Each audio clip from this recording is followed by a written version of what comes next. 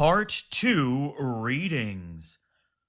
Reading number 6. Title: Spain. The best known and most attractive representative of Falangism was José Antonio Primo de Rivera. Though his works have not been translated, long excerpts from his speeches appear in Stanley Payne's excellent Falange. In the following passage, the rise of socialism is explained by the economic slavery that liberalism imposes, and the workers' social claims are accepted as long as they do not threaten the unity and the being of the fatherland.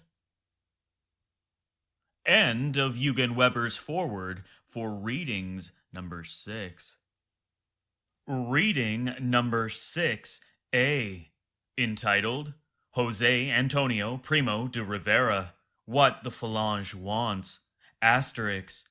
From his Madrid speech of October 29, 1933, translated by Stanley G. Payne, Falange, in brackets, Stanford 1961, end brackets, pages 38 to 41, by permission of Stanford University Press. Finally, the liberal state came to offer us economic slavery, saying to the workers with tragic sarcasm, in quotations, "You are free to work as you wish. No one can compel you to accept specified conditions. Since we are the rich, we offer you the conditions that please us. As free citizens, you are not obliged to accept them if you do not want to. But as poor citizens, if you do not accept them, you will die of hunger, surrounded, of course, by the utmost liberal dignity." End quotations. Therefore, socialism had to appear, and its coming was just, in brackets, for we do not deny any evident truth, end brackets. The workers had to defend themselves against a system that only promised them right and did not strive to give them a just life. However, socialism, which was a legitimate reaction against liberal slavery, went astray because it resulted, first, in the materialist interpretation of life and history, second, in a sense of reprisal, and third, in the proclamation of the dogma of class struggle. The patria is a total unity, in which all individuals and classes are integrated. The patria cannot be in the hands of the strongest class or of the best organized party. The patria is a transcendent synthesis, an indivisible synthesis, with its own goals to fulfill. And we want this movement of today, and the state which it creates, to be an efficient authoritarian instrument at the service of an indisputable unity, of that permanent unity, of that irrevocable unity that is the patria. And we already have the principle for our future acts and our present conduct. For we would be just another party if we came to announce a program of concrete solutions.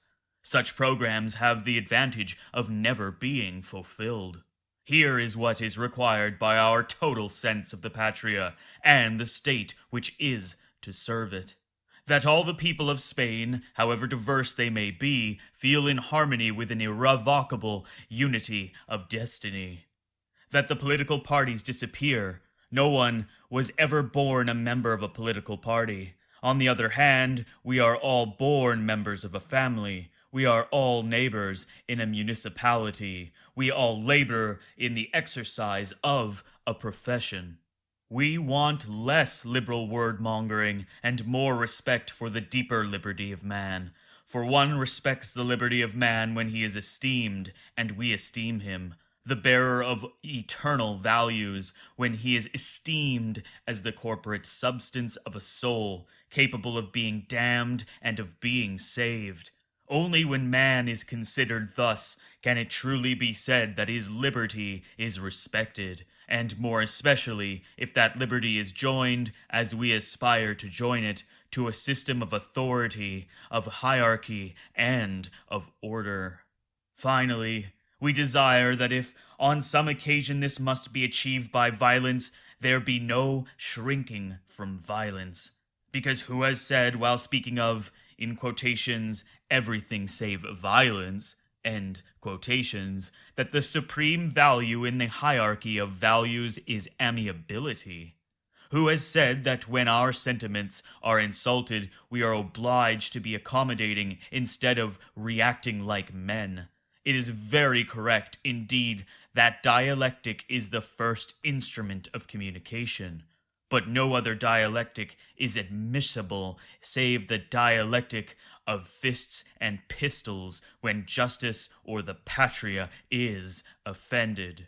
But our movement would not be understood at all if it were believed to be only a manner of thinking. It is not a manner of thinking, it is a manner of being. We ought not merely to propose to ourselves a formal construction, a political architecture. Before life in its entirety, each one of our acts, we must adopt a complete, profound, and human attitude. This attitude is the spirit of sacrifice and service, the ascetic and military sense of life.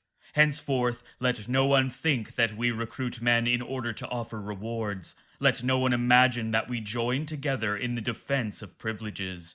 I should like to have this microphone before me carry my voice into every last working-class home to say, yes, we wear a tie. Yes, you may say of us that we are señoritos, but we urge a spirit of struggle for things that cannot concern us as señoritos.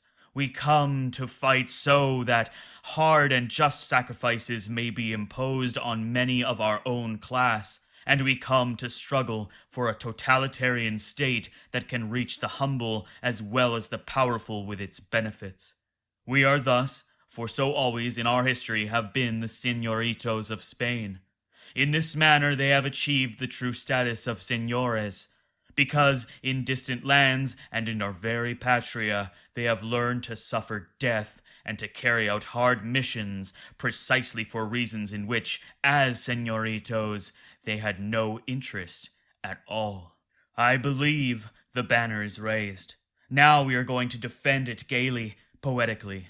There are some who think that in order to unite men's wills against the march of the revolution, it is proper to offer superficially gratifying solutions. They think it is necessary to hide everything in their propaganda which could awaken an emotion or signify energetic or extreme action. What equivocation! These peoples have never been moved by anyone save the poets, and woe to them who, before the poetry which destroys, does not know how to raise the poetry which promises. In a poetic movement, we shall raise this fervent feeling for Spain. We shall sacrifice ourselves, we shall renounce ourselves, and the triumph will be ours. A triumph. Why need I say it? That we are not going to win in the next elections. In those elections, vote for whoever seems to you least undesirable. But our Spain will not emerge from the Cortes, nor is our goal there. The atmosphere there is tired and murky, like a tavern at the end of a night of dissipation. That is not our place. Yes, I know that I am a candidate, but I am one without faith and without respect. I say this now, when it can mean that I lose votes. That matters not at all. We are not going to argue with habitués over the disordered remains of a dirty banquet.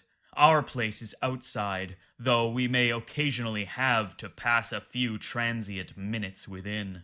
Our place is in the fresh air, under the cloudless heavens, weapons in our hands, with the stars above us.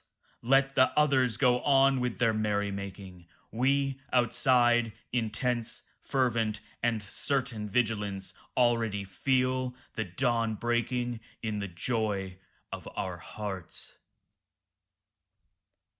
End of reading 6A.